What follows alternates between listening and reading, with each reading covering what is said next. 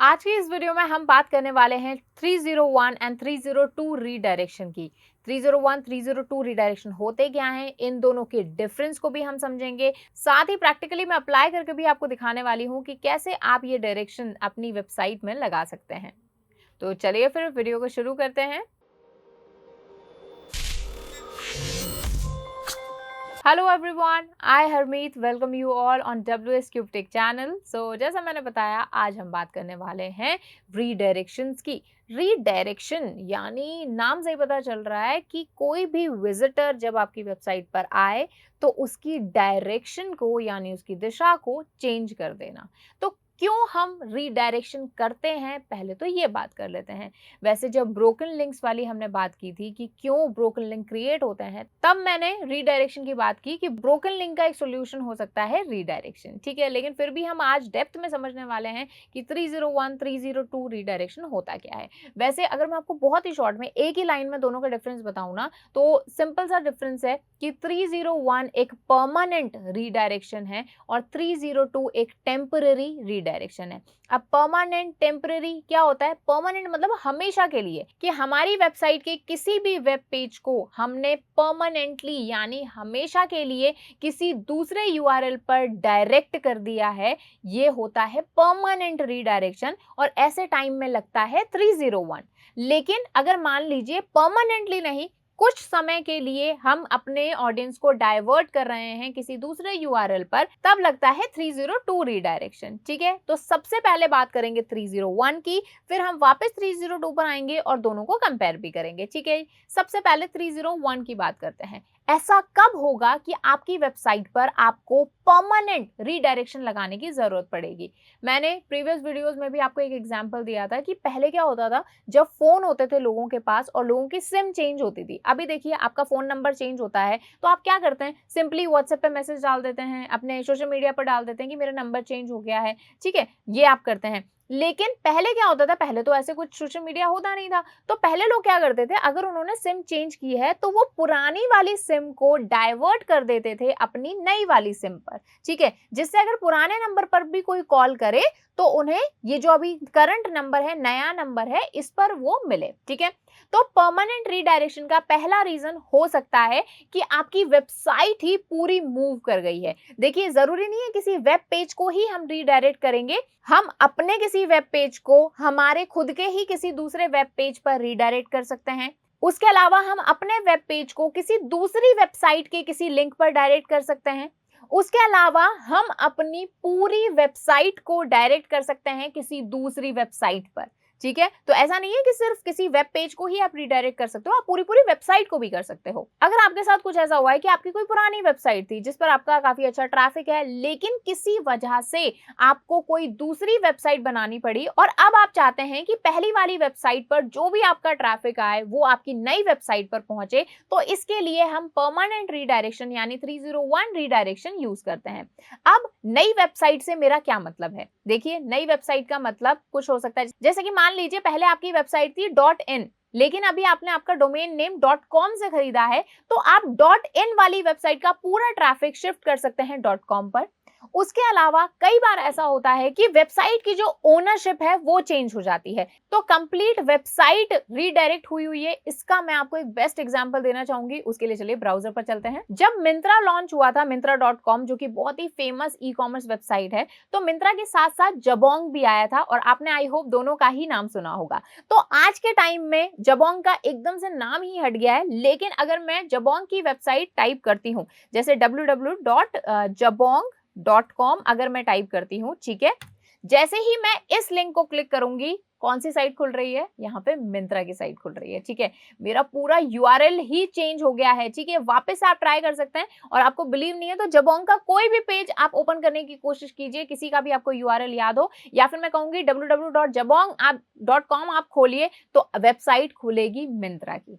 ऐसा क्यों हुआ? क्योंकि जो जबोंग है उसको कंप्लीटली ऑक्यूपाइड कर लिया है मिंत्रा ने उसको खरीद लिया है।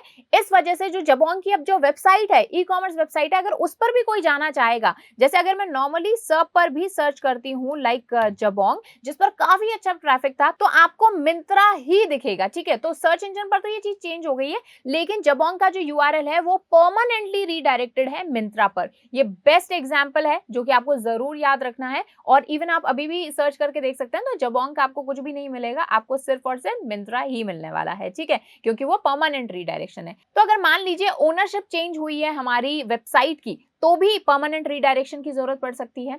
उसके अलावा मान लीजिए आपने मल्टीपल ब्लॉग्स बनाए हैं, ठीक है, एक ही ब्लॉग है, एक ही कुछ आपका कंटेंट है जो आपके मल्टीपल वेब पेजेस पर पड़ा है, लेकिन आप चाहते हैं कि डुप्लीकेसी हो गई है, तो इसीलिए मान लीजिए 3 पेजेस हैं, लेकिन एक जो आपका मेन पेज है, आप बाकी के 2 पेजेस को उस पर परमानेंटली रीडायरेक्ट कर सकते हैं, ठीक है। तो ये कुछ एग्जाम्पल हो जाएगा जब आपको रीडायरेक्शन की जरूरत पड़ेगी। उसके अलावा अगर मान लीजिए आपने अपनी वेबसाइट पर एसएसएल सर्टिफिकेट अभी लगाया है, तो जो आपका पहले वाला वर्जन था यानी एचटीटीपी का, उसको आप रीडायरेक्ट कर सकते हैं परमानेंटली एचटीटीपीएस पर। लेकिन अभी कैनोनिकल टैग भी है आपके पास ऑप्शन, जो कि सेम ही प्रॉब्लम को सॉल्व करता है, लेकिन आप एसएसएल सर्टिफिकेट लगाने के बाद भी परमानेंट रीडायरेक्शन अपनी वेबसाइट पर लगा सकते हैं। तो ये कुछ रीजन है जिसकी वजह से आपको 301 की जरूरत पड़ सकती है। हो सकता है कोई और भी रीजन हो जिसकी वजह से आपको 301 रीडायरेक्शन लगाना पड़ेगा अपनी वेबसाइट पर, तो इसीलिए 301 रीडायरेक्शन को जानने की जरूरत थी। अब कुछ ऐसी बात कर लेते हैं जो कि आपको 301 के बारे में जरूर पता होनी चाहिए, ठीक है। फर्स्ट ऑफ ऑल बात करते हैं पेज रैंक की, या फिर मैं कहूं पेज अथॉरिटी की। तो मान लीजिए अगर आपका ए पेज है और उसको आपने रीडायरेक्ट किया है परमानेंटली बी पेज पर, तो ए पेज की जो अथॉरिटी थी, ए पेज की जो पेज रैंक थी, वो ट्रांसफर होगी आपके बी वाले पेज पर। क्यों? क्योंकि आपने परमानेंटली रीडायरेक्शन लगाया है, ठीक है। उसके अलावा अगर मैं बैकलिंक्स का लिंक जूस की बात करूं, तो वो भी आपके बी वाले पर ट्रांसफर होगा। देखिए क्या होता है कि जब मान लीजिए एक कंपनी है, उसको अगर कोई दूसरी कंपनी खरीद लेती है, तो उस कंपनी की जितनी भी एसेट्स थी, जितने भी उसके फंड्स थे, वो सारे कहां चले जाते हैं? दूसरी वाली कंपनी को, ठीक है। तो वही चीज आपको दिमाग में लॉजिक ध्यान रखना है कि जब एक वेब पेज को हम रीडायरेक्ट कर रहे हैं परमानेंटली दूसरे पेज पर, तो क्या होगा? ऑब्वियसली जितने भी उसके एसेट्स हैं, जितने भी उसके फायदे हैं, वो सारे बी को मिलेंगे, इंक्लूडिंग ट्रैफिक, ठीक है। सो आई होप थोड़ा सा आपको आइडिया क्लियर हुआ होगा। अब 301 लगाते कैसे हैं ये देख लेते हैं। देखिए, तो वर्डप्रेस की वेबसाइट पर मैं आपको ये बताने वाली हूँ।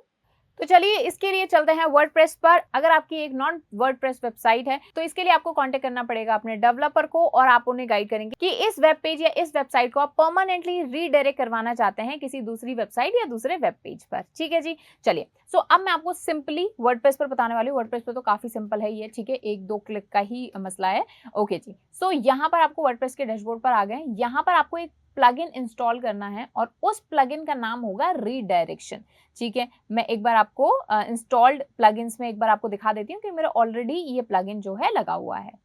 ये देखिए, ये वाला हमारा प्लगइन है रीडायरेक्शन, और दिस इज बाय जॉन गॉडले। तो आप नाम याद रख लीजिएगा, क्योंकि रीडायरेक्शन पे आपको बहुत सारे प्लगइन मिल जाएंगे, लेकिन बाय जॉन गॉडले ही आपको देखना है। इस पे काफी अच्छी रेटिंग्स भी है और काफी ट्रस्टेड भी है, क्योंकि देखिए वर्डप्रेस की वेबसाइट यूजर्स को मैं यही सजेशन देती हूँ कि जितना हो सके XYZ प्लगइन्स नहीं इंस्टॉल करो, जो काफी ज्यादा ट्रस्टेड है, काफी टाइम से है, काफी अच्छे जिसके रिव्यूज हैं, उसी को ही आप इंस्टॉल करें, ठीक है। सो ये वाला आपको यूज करना है, बाय जॉन गॉडले, नाम याद रख लेना, ठीक है जी। अब देखिए, इसके लिए आपको कर लेना है इसको अच्छे से सेटअप, ठीक है। सेटअप करने के बाद में इसकी सेटिंग्स में आप जाइएगा, सेटअप कर लीजिएगा, ठीक है।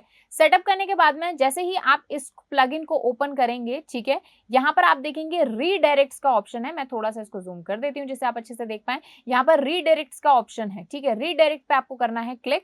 अब देखिए, यहाँ पर आपसे सिंपली चीज पूछी जा रही है कि सोर्स यूआरएल मतलब किस यूआरएल को आपको रीडायरेक्ट करवाना है, और यहाँ पर है टारगेट यूआरएल, यानी किस यूआरएल पर रीडायरेक्शन जाना चाहिए। तो एग्जांपल मैं आपको दे देती हूँ, जैसे कि मान लीजिए मेरा जो यूआरएल है वो है WS Cube Tech Store, ठीक है, ये मेरा यूआरएल है, ठीक है। अब इसमें आपसे पूछा जा रहा है कि एग्जैक्ट मैच करना है या ऑल पैरामीटर्स ऐड करने हैं, तो इसमें एग्जैक्ट मैच ही इसे रखिए, क्योंकि एग्जैक्टली इसी यूआरएल पर मुझे रीडायरेक्शन डालना है, ठीक है जी। तो ये स्टोर वाला मेरा यूआरएल आ गया। वैसे जिसका मैंने वर्डप्रेस लॉगिन किया हुआ है वो दूसरी वेबसाइट है, ठीक है, मैं आपको सिर्फ एग्जाम्पल के तौर पर समझा रही हूँ। अब wscubetech.com स्टोर वाला जो पेज है उसको मुझे रीडायरेक्ट करना है ठीक है जी, तो इसको मेरे को रीडायरेक्ट कराना है www.wscriptic.com/services पर। ठीक है, ये करने के बाद में सिंपली आपको क्लिक करना है ऐड रीडायरेक्ट पर। ठीक है जी, ऐड रीडायरेक्ट हम कर देंगे।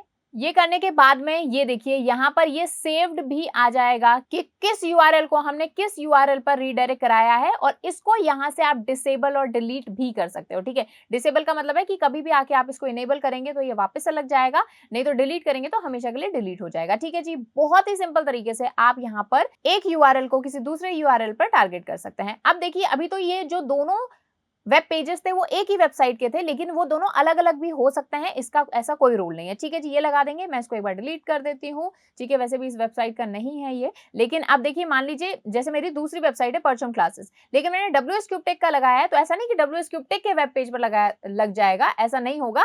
ये यहाँ पर बेसिकली जिस वेबसाइट पर आप काम कर रहे हैं उसी का ही आपका डोमेन नेम, उसी का ही आपका वेब पेज होना चाहिए जिसको आप रीडायरेक्ट करवाना चाहते हो। ठीक है जी, ये हो गया। अब चलिए, ये तो बात हो गई एक वेब पेज की, लेकिन अगर पूरी की पूरी किसी वेबसाइट को मुझे रीडायरेक्ट करवाना है, तो ये देखिए, ये रहा ऑप्शन हमारा साइट का। यहाँ पर ये रीडायरेक्ट लिखे हुए हैं, यहाँ पर ही साइट का ऑप्शन है। साइट में सिंपली इस साइट को, मतलब जिस साइट पर भी मैं काम कर रही हूं उसको मुझे, जैसे ये perchumclasses.com है, तो इसे मुझे रीडायरेक्ट करवाना है wscubetech.com पर।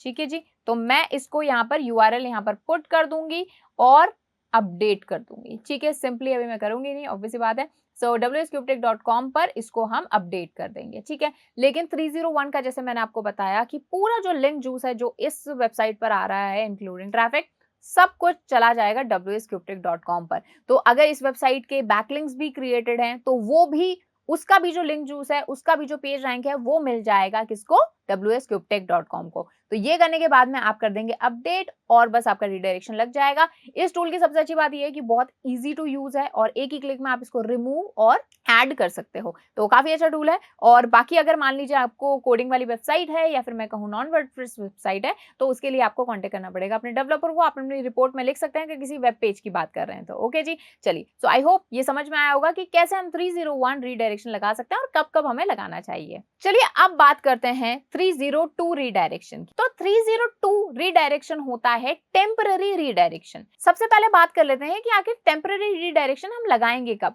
पहला रीजन हो सकता है कि मान लीजिए मेरी कोई वेबसाइट है, तो अगर मेरी वेबसाइट पर कुछ अपडेशन हो रही है, तो ऐसे में या तो मेरी ऑडियंस को एक मेंटेनेंस पेज दिख जाए। कई बार आपने देखा होगा ना, वेबसाइट पर लिखा होता है, आप क्लिक करते हैं और उस पेज पर आता है कि this website is under maintenance. तो वो इसी वजह से आता है क्योंकि जिस वेब पेज को आप ओपन करने की कोशिश कर रहे हो उस पर कुछ काम चल रहा है और इस वेबसाइट के ओनर ने इस वेब पेज पर एक टेम्पररी रीडायरेक्शन लगा रखा है, और रीडायरेक्शन कौन सा होगा, 302। उसके अलावा अब यहाँ पर या तो एक मेंटेनेंस पेज पर चला जाए मेरा यूजर, या फिर वो एक रिलेटेड वेब पेज पर चला जाए। ठीक है, जैसे एग्जांपल में लेते हैं, जैसे मान लीजिए WSCubeTech का स्टोर वाला पेज, मान लीजिए उस पर कुछ अपडेशन चल रहा है, तो या तो मैं क्या करूंगी कि जो मेंटेनेंस पेज जो मैंने अपनी वेबसाइट पर बना रखा है कि अंडर मेंटेनेंस, उस पर लिखा होगा, या फिर लिखा होगा कि this website is under maintenance, और कई बार ऐसे लिखा होता है कि our developer is working on this website, इस तरह से भी कुछ लिखा हो सकता है।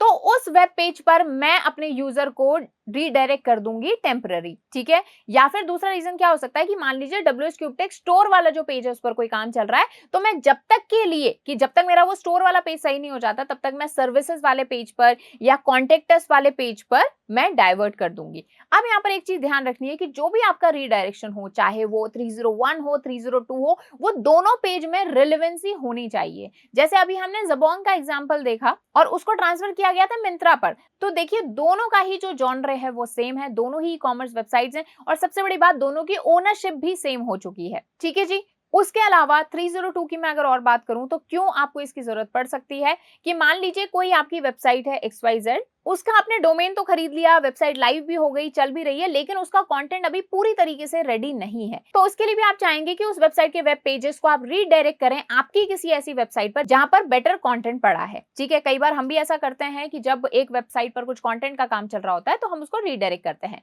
तो ये चीज आपको ध्यान रखनी है रीडायरेक्शन चूज करते टाइम कि आखिर आपका रीडायरेक्शन का नेचर कैसा है, वो परमानेंट रीडायरेक्शन है या फिर वो टेम्पररी रीडायरेक्शन है, क्योंकि परमानेंट में लगेगा 301 एंड टेम्पररी में लगेगा 302।